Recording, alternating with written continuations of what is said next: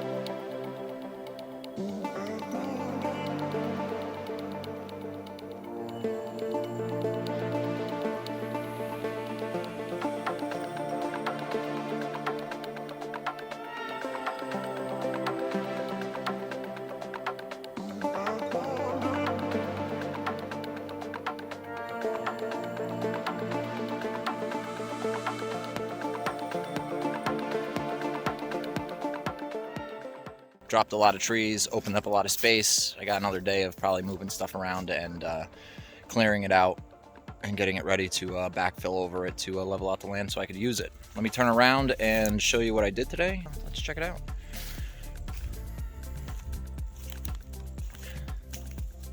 So as you can see, opened it up over here. Chopped like, I don't know, 6 or 7 small trees.